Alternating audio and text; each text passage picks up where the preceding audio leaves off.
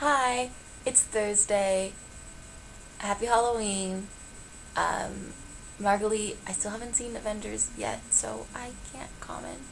Rebecca, Las Vegas should be interesting. Have fun.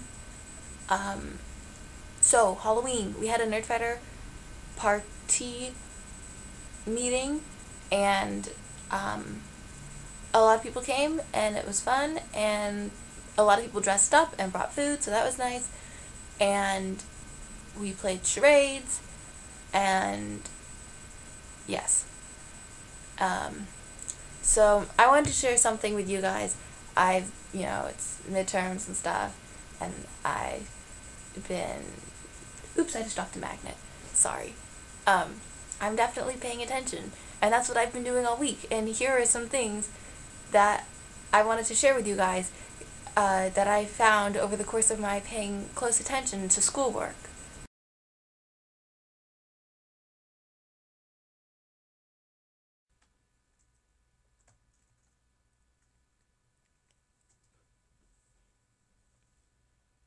Gwen and Jack stood on the bridge across from their Torchwood lair in Cardiff, watching the sun rise on the horizon. I essentially killed a man today. It's going to be impossible to sleep that one off, said Gwen. How about a nightcap at my place, said Jack, placing an arm around her. Are you flirting with me? No, I just thought a drink may help. He extended his arm out for her, and they walked down the street together. So, you're indestructible, but you can still get drunk? Asked Gwen. Only if I want to, said Jack, smiling. The two stopped a couple blocks down from Torchwood, at an apartment complex that overlooked the water. Do you live here? Asked Gwen. It's a friend's place, but he's out of town, and I don't think he would mind if we made ourselves at home, said Jack. He opened the door to the apartment, and then led her to the rather fancy minibar. Oh, classy, said Gwen. How about a martini? I'm actually pretty great at making them, Jack said. Okay, I'll be your judge. Jack poured Beefeater's gin in a shaker full of ice with a bit of vermouth. As he shook it thoroughly, Gwen found herself watching Jack in a whole new light. She didn't want to admit it, but she found him to be damnably attractive in this bartender role. When he was done pouring for two, he added olives. Gwen took a sip and felt a small punch go through her body. Whew, that's strong, she said.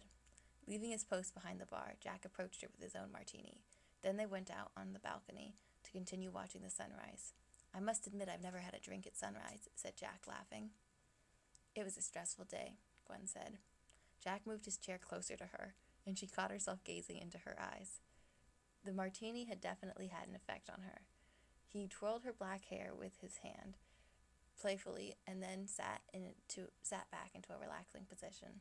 Gwen found herself a bit disappointed and kind of wished for a kiss. Just one. She finished her martini in silence, reprimanding herself and telling herself to get back to her boyfriend. I better be off.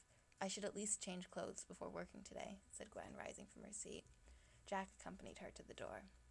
Gwen, you shouldn't blame yourself for what happened today.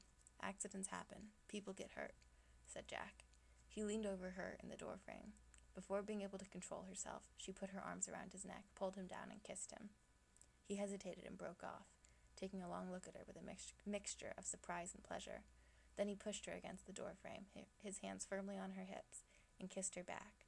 Her hands ran over his back, scratching it lightly, and he picked her up, bringing her back into the apartment. He set her on top of the dining room table, and she straddled him tightly. I shouldn't be doing this, she said. We definitely should not, he said.